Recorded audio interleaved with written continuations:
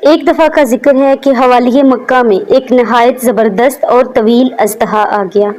اس نے تباہی مچا دی۔ ایک لشکر نے اسے مارنے کی کوشش کی مگر کامیاب نہ ہوا۔ ایک دن وہ اژدہا مدینہ کی طرف چلا۔ جب قریب پہنچا تو شہر مدینہ میں ہلچل مچ گئی۔ لوگ گھروں کو چھوڑ کر باہر بھاگنے لگے۔ اتفاقاً وہ اژدہا خانہ حضرت ابو طالب علیہ السلام میں داخل ہو گیا۔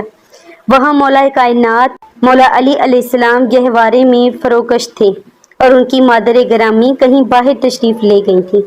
جب وہ اژدہا گہوارے کے قریب پہنچا تو ید اللہ نے اس کے دونوں جبڑوں کو پکڑ کر دو پارا کر دیا۔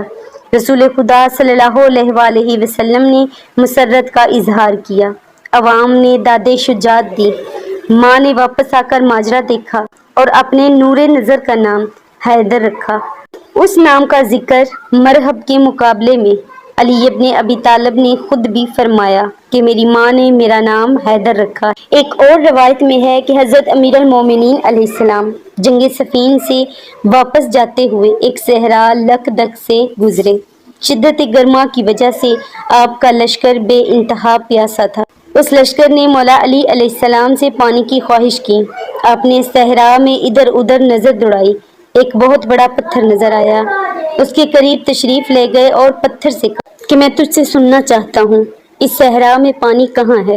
اس نے بقدرت خدا جواب دیا کہ چشمہ میرے ہی نیچے ہے۔ حضرت علی علیہ السلام نے لشکر کو حکم دیا کہ اس پتھر کو ہٹائیں۔ 100 آدمی کامیاب نہ ہو سکے۔ پھر آپ علیہ السلام نے لب مبارک کو حرکت دی اور دست خیبر کشا اس پر مارا، پتھر دور جا پڑا۔ اس کے ہٹتے ہی شہد سے زیادہ شیریں اور برف سے زیادہ سرد پانی کا چشمہ برآمد ہو گیا۔ سب سیراب ہوئے اور سب نے پانی کی چھلاکیں بھر لیں۔ پھر آپ نے پتھر کو حکم دیا کہ اپنی جگہ پر آ جمے۔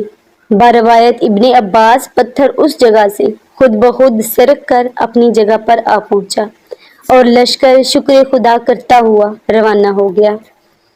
اسی طرح ایک اور واقعہ کہ ایک شخص قریش سے حضرت علی علیہ السلام کی خدمت میں حاضر ہو کر کہنے لگا، میں وہ ہوں کہ جس نے بے شمار انسانوں کو قتل کیا ہے اور بہت سے اطفال کو یتیم کیا ہے۔ حضرت علی علیہ السلام نے اس کا جب یہ تعارف سنا تو آپ علیہ السلام کو غصہ آ گیا تو مولا علی علیہ السلام نے فرمایا کہ اقصا یا کلب، اے کتے میرے پاس سے دور ہو جا۔ حضرت علی علیہ السلام کے دہنے اقدس سے ان الفاظ کا نکلنا تھا کہ اس کی مائیت اور اس کی حیت بدل گئی اور وہ کتے کی شکل میں ہو کر دم ہلانے لگا، لیکن ساتھ ہی ساتھ بےتاب ہو کر فریاد و فغاں کرتے ہوئے زمین پر لوٹنے لگا۔ حضرت علی علیہ السلام کو اس پر رحم آیا اور حضرت علی علیہ السلام نے دعا کی، خدا نے پھر اسے اس کی حیت اصل میں بدل دیا۔ ایک دفعہ عبداللہ بن یونس کا بیان ہے کہ ایک سال حج بیت اللہ کے لیے گھر سے روانہ ہو کر جا رہا تھا۔ راستے میں ایک نابینا زن حبشیہ کو دیکھا کہ وہ ہاتھوں کو اٹھائے ہوئے اس طرح دعا کر رہی ہے، اے اللہ بحق علی ابن ابی طالب مجھے چشم بنا دے دے۔ یہ دیکھ کر میں اس کے قریب گیا اور اس سے پوچھا، کیا تو واقعی علی ابن ابی طالب سے محبت رکھتی ہے؟ اس نے کہا، بے شک، میں ان پر 100,000 جان سے قربان ہوں۔ یہ سن کر میں نے اسے بہت سے درہم دیے مگر اس نے قبول نہ کیے اور کہا کہ میں درہم و دینار نہیں مانگتی، میں آنکھ چاہتی ہوں۔ پھر میں اس کے پاس سے روانہ ہو کر مکہ معظمہ میں پہنچا اور حج سے فراغت کے بعد جب اسی راستے سے واپس آیا، جب اس مقام پر پہنچا جس مقام پر وہ نابینا عورت تھی تو دیکھا کہ وہ عورت چشم بینا کی مالک ہے، سب کچھ دیکھتی ہے۔ میں نے اس سے پوچھا کہ تیرا ماجرا کیا ہے؟ اس نے کہا، میں بدستور دعا کیا کرتی تھی۔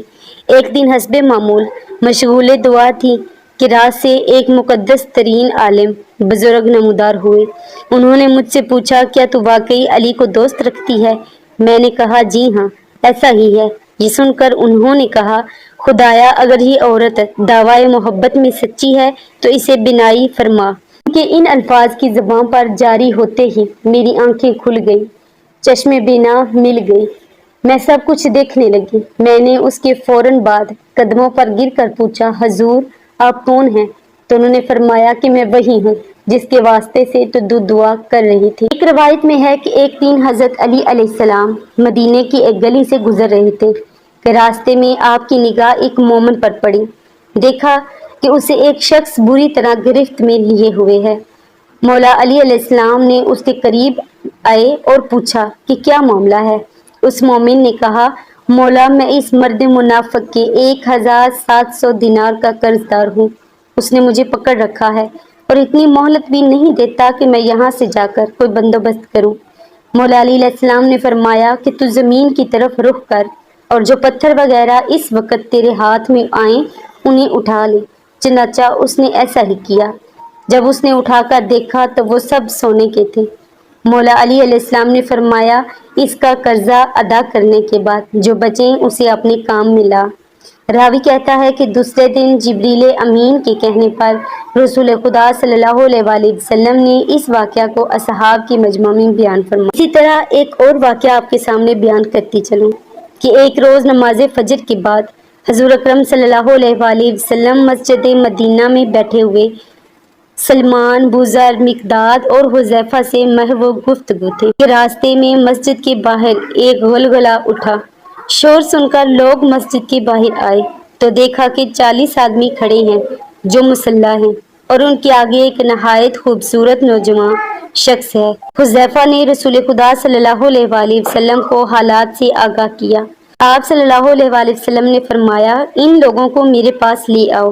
وہ آگے تو حضرت محمد مصطفیٰ صلی اللہ علیہ وآلہ وسلم نے فرمایا، علی ابن ابی طالب کو بلا لاؤ۔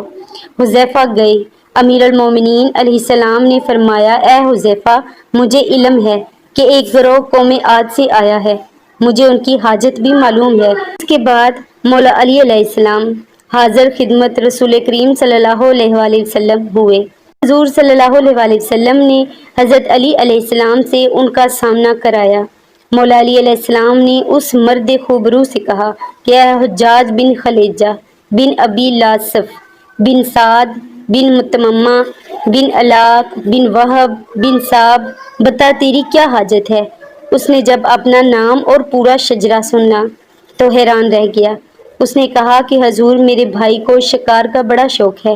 اس نے ایک دن جنگل سے شکار کھیلتے ہوئے ایک جانور کے پیچھے گھوڑا ڈالا اور اس پر تیر چلایا۔